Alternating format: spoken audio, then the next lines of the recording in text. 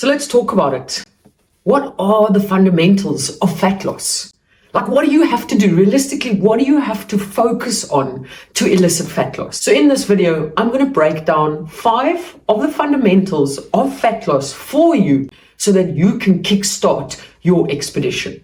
Number 1, and it will come as no surprise because everyone speaks about it, a calorie deficit. All right, I put the board where you can see it and I don't need to hold it. You have to be within a calorie deficit, meaning you have to consume less calories than what you expend on a daily basis over an extended period of time. So not just for one day, not just for 2 days, not just for 3 days, over several weeks, several months, depending on the amount of fat that you want to lose. Great. Now we've established you have to be within a calorie deficit for fat loss to take place. But what is going to help you adhere to that calorie deficit? Protein. Your protein consumption throughout the day is really going to help with your adherence to your calorie goals. Why? Because your protein is going to keep you fuller for longer. And when you're fuller for longer, you tend to consume less calories throughout the day. Fundamental number 3 is the quality of your food. Why is that so important? Because again, that is going to help you with your adherence to your daily calorie goals, your weekly averages of calories, etc., etc. There's so many messages out there that say, eat whatever you want, chocolates, chips, sweets, as long as you within a calorie deficit, you will lose fat. Now, that's not entirely incorrect. Technically, yes, as long as you're in a calorie deficit, you will elicit fat loss. But hear me out here. When you are making food choices that are more calorie dense on your calories, becomes very difficult, increasingly difficult to adhere to your calories throughout the day, which means you're then more likely to overconsume calories, which then means you're probably not going to be sticking to that calorie deficit amount, which is going to make fat loss a lot harder and prolong the actual process thereof. So your food quality is of utmost importance as well. Fundamental number 4 for me, especially if you are just starting out on your health expedition, is going to be movement, daily movement, right? So this can be created through daily steps. And the biggest thing for me, if you are just starting your health expedition and you are currently doing very minimal steps or very minimal movement throughout the day, just look at increasing your movement slightly every single day. First thing I want you to look at and start building on are your daily steps. Why? Because they're a lot less overwhelming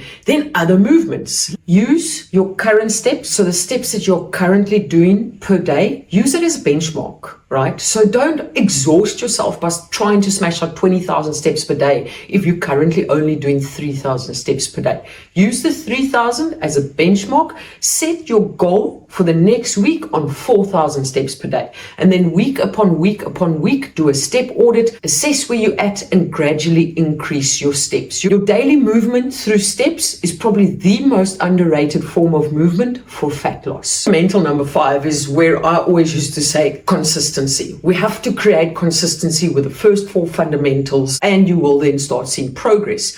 Now, this is not me leaving consistency off the cards at all. We can add it as a 6th fundamental. Consistency, it goes without saying. There has to be a certain level of consistency if you want to see consistent progress within your health expedition and fat loss. But the 5th fundamental that I feel that I have to touch on here is sleep. Over the last couple of years of working with multiple different people, I have noticed that something that stops progress is the lack of sleep. If you are not sleeping well and your sleep is horrible, it's horrendous, that is going to affect multiple different things throughout your day. It's going to affect your mood, it's going to affect your energy level, it's going to affect your hunger levels. All of those things will affect your adherence to your calorie goals, to your exercise, to your daily movement, to absolutely everything. If you're not in a great mood and your mood is low, it makes everything seem difficult. If you have no energy because you slept so badly the night before or for 3 nights in a row, it's going to make it very difficult to get up and smash those steps out. Now we touch on hunger hormones. If you are not sleeping well and you are sleeping for short periods of time every single night, it affects your hunger hormones, your leptin and your ghrelin. When you've got an imbalance in those hormones, it affects your appetite.